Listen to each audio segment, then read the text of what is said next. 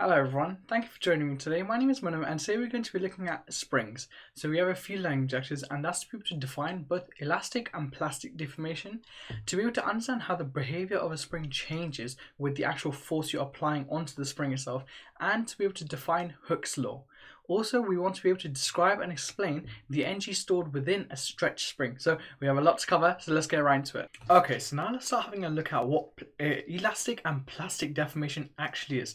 Okay, now first of all, the first thing they need to understand is what deformation means, or deformation. Deformation really means to change the length of an object, right? So if I was to take a spring and pull it apart and push it back together, what I'm really doing there, that pulling and pushing, is deforming the actual shape of the actual spring itself. Okay, so let's have a look at elastic deformation. So elastic deformation is when an object returns to its original length when the force applied is removed. Okay, so let's deconstruct this bit. Let's take my spring. Now, the force that I'm going to apply is a sort of pulling force, right? I'm going to pull the spring apart to stretch it, okay? Now that I've stretched the spring, I'm just going to let go. What's going to happen? Well, the spring's just going to snap back into its original length, right? So what's happened in that case is elastic deformation. When the object returns to its original length, which would be, this length right here, when the force applied, me pulling, is removed. Okay, so now let's have a look at the sort of opposite of that, plastic deformation. Now, plastic deformation is when the object does not return to its original length when the force applied is removed. Okay, so now, say I was to take this, my spring again, and I was to pull it really, really far apart. Okay, I was to put all my strength into it, and I would stretch out into one single straight wire. Now, when I let go of that wire, is the spring just going to magically, sort of curl back together? No, because I've plastically deformed it. I've pulled it apart until it's one straight long wire. Okay, the object will now not return to its original length when the force applied is removed. Okay, so how do we sort of remember the difference between elastic and plastic? Well, I think elastic as an elastic band, and I know that, oh yeah, if I put an elastic band back and I let go of it, it's going to snap back and hit me and it's going to hurt, right? So I sort of associate that with things returning to their original length. But plastic, now you could just think, oh, that's the opposite of elastic, or the real thing I think is that, oh, if I was to take a plastic bottle and I was to sort of twist it, and so it would end up like this, right?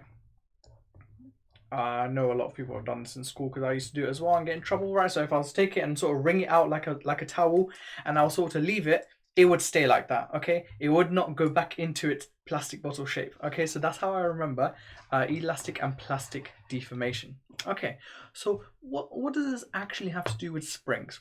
Well, so now that's what brings me into this figure right here. So I'm just going to call this figure 1, okay?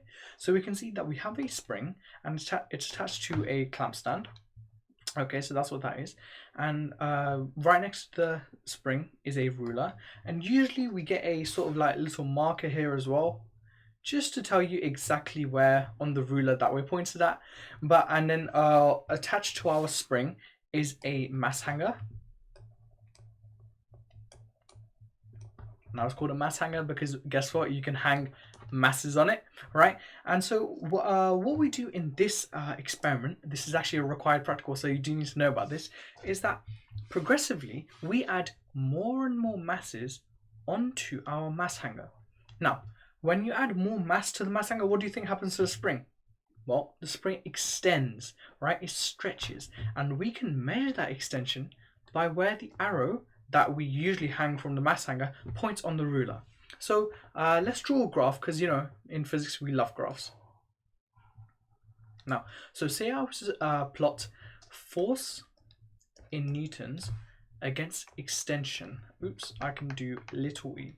Now, although we're using a ruler here that's in millimeters, well, we can measure it to millimeters. We do, in fact, measure our extension in meters, so let's just keep all of our standard units. Okay, now first of all what we need to understand is that extension is the difference in length. So say my spring was initially like this, right? Okay, so that's my original length. I'm going to call that L1, and then I add some mass and my spring now becomes like that. Okay, so that's my L2. My extension is this little difference in length right here, okay, because you can see my spring has extended by that length. So for those of you who like formulas, I can say that extension is equal to the final length, L2, minus the initial length, L1. Okay, so that's my extension. Now, when I plot the force applied, because remember, the force is equal to the weight of the masses here, because remember, weight is a force acting downwards on any sort of mass, right? And weight is equal to mg. We've covered this in earlier videos, so if you're not too sure about that, please go back and look at that. So if we were to plot force against extension, so at let's do it in black. At 0 newtons, 0 force applied, we get 0 extension. So let's put across it. Now we add some weight. It's usually in 100 gram increments, and then we get some force and some extension. Then we get some more, then we get some more, then we get some more. And after a while, you start to see that this sort of straight line pattern emerges. Okay, so initially there is a straight line pattern. Now, what does this straight line through the origin represent? So let's say straight line through origin equals, well, that represents that the two quantities are directly proportional. So let's write that down, directly proportional. Okay, so that means, so I can write that down symbolically as well. Oops, force is directly proportional to extension. So if I double my force, I get double the extension. Now, this very specific relationship between force and extension is sort of covered under a new thing called Hooke's law. Okay, so let's highlight that because that's very important. Okay, so Hooke's law states that, Hooke's law is when the force applied to a spring or any sort of object is directly proportional to the extension. Hooke's law is being obeyed. Okay, so that happens initially, but after a while, we start to see a sort of pattern like this. We start to see that for more and more force, we get less and less extension. We get a sort of curve in our graph right now. So let's draw that curve in. Okay, so I'm going to label this portion of my graph right here, Hooke's law obeyed. Okay, now what does our red portion of the graph really show? Well, this shows plastic deformation occurring.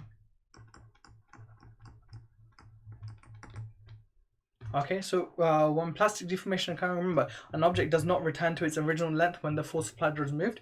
When our force is no longer proportional to its extension, we get a sort of curve happening on the graph, and that tells us that plastic deformation is happening. So by sort of extension, now you should realize that, oh, when Hooke's law is obeyed, well then elastic deformation is occurring. Okay, so elastic deformation occurs in the first half, but remember, if you think about it logically, like if you were to add enough mass to our spring right here, eventually our spring would just end up coming like a sort of straight line. Now in school you don't really end up doing that because, you know, ruined springs and that's expensive, but you can think about it and that sort of does make sense. Now some textbooks might also tell you that there is a small region right here where Hooke's law is not obeyed, but elastic deformation still happens.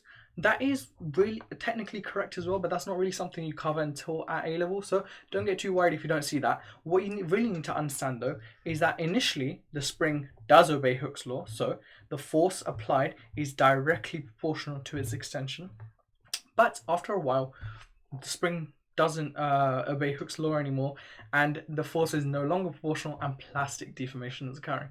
Okay, so now you understand elastic and plastic deformation, the behavior of a spring as force applied is changed, and Hooke's law. Now what we want to understand is the energy stored within the spring. Okay, so now I have my force and extension graph here again, and you might notice that we're only looking at the portion where Hooke's law is being obeyed. Now that's very important because, as you're going to see later on, there is also a Hooke's law equation. So on the x-axis, you can see that I have here delta L. Delta L means change in length, which is exactly what extension is. So sometimes you might also see delta L. It doesn't really matter, but I'm going to put in E as well, just for extension. Okay, both these things are measured in meters, and our force is measured in newtons. Okay, so now what we want to understand is that the energy stored in the spring. Because remember, when you're pulling apart the spring, you're doing work upon the spring. You're transferring some of your own energy into the spring. And we know that the energy stored in stretched objects is elastic potential energy. But how do we work that out from our graph? Well, that's the area underneath our force and extension graph. Now, we know that the area of a triangle, area of, I'm just going to use a delta because that's easier. Area of a triangle is equal to half base multiplied by the height. Now, what is our base? Well, our base is our extension. So, and our height is our force. So let's substitute those values into it. So half base, which is our extension, half E multiplied by our force, which is our height, equals that. So that equals energy. Energy in spring. Okay, let's say that. Okay, now we have an F here, which is a bit weird. Okay, we don't really know how exactly to get that F. Well, that's where the Hooke's law equation comes into play. Okay, so we know that when Hooke's law is obeyed, F is directly proportional to E, okay? Force is directly proportional to extension. Now, how do we convert a sort of proportional relationship into an actual physical equation we can use? Well, it's not physical, it's digital, but okay, you get what I mean. Well, we do that by introducing constants. You should know that from maths, but if you don't, you know now, okay? So we introduce this new constant into it. Now, this constant here is called the spring constant. Spring constant. Okay, so now what does this spring constant actually show you? This shows you how much energy is required to actually stretch our object, okay? So if we have a very high spring constant, think of a very thick spring. So that means that, oh yeah, it's going to take a lot of energy for you to pull it apart to extend it. But if you have a very low spring constant, think of a very skinny spring, right? Where you can just pull it apart really easily, okay? So that's how spring constant, what spring constant really shows. Okay, so now we have our F. Right, let's substitute that F into this F right here. Okay, so let's write down our final equation. A energy stored in a spring, which is also just the elastic potential energy. So I'm going to use EPE, elastic potential energy, is equal to a half E multiplied by F, which is equal to KE. So let's write that in, KE. Now, we can simplify this a bit. E times E is just E squared. So we get half KE squared. Now, you might recognize this as the elastic potential energy equation, which shows you that the energy stored within a spring is elastic potential. Okay, so now let's have a look at some of the units for all of these values. Now, energy, as always, it's in joules. A half, just an integer. We don't really care about that. Our spring constant, this is in newtons per meter. So how many newtons does it take to stretch a spring by a meter? And our extension is in normal meters. Okay, now remember, when it's extension squared, we're only squaring the extension. We're not squaring the entire thing. Sometimes students get confused and they just do half KE and then square the entire thing. It's not that. It's only extension squared. Okay, so now you understand the energy stored within the spring and the two equations that you need to know as well. F equals KE for Hooke's law, and the energy stored, which is the elastic potential energy equation. Okay, so now let's have a look at a worked example. Now, we're doing something a little bit different today. We're not really looking at something we can use an equation to solve. We're looking at solving a graph, which is very common with spring questions. So let's, as always, highlight all of our keywords. So figure 2 shows how the extension of the rubber band varies with the force applied to the rubber band. Okay, so we're looking at a rubber band. There was a diagram to go with this, but you have everything you need to answer the question right here. What can you conclude from figure 2 would happen to the extension of the rubber band if the force applied increases 6 newtons?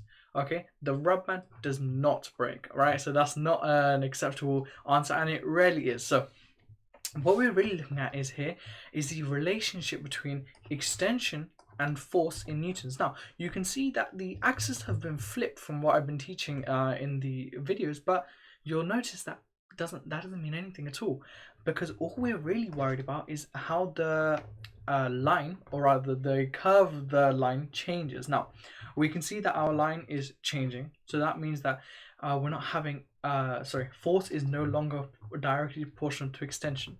Now, we're looking at what would the extension be when the force is 6 newtons. So what we're really looking at is here reading the graph, but you can see that we don't have any values for the right hand side of the graph. So what do?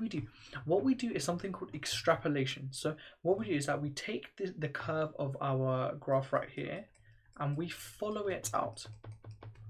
and we follow it out as best as we can, and we make a smooth curve like that. Okay, so we just assume that this relationship that the graph is displaying is going to be continued. So now all we can do is that we can go up all the way up here, that's there, and then we can go across,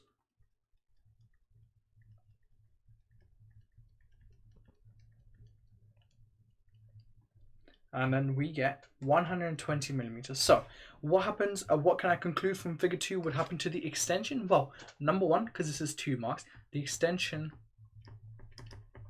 would increase. Okay, duh, because we're applying more force to it. And then what would it increase to? Well, it would increase to 120 millimeters. Okay, now don't be too worried that, oh, you know, what if I don't get exactly 120? The actual marks in the question says anything above 75 millimeters, which is something like here. So you don't really have to worry about questions like these to get exact values, because we're looking at approximate guesses, right? We're looking at educated guesses that we do by using just our normal physics knowledge.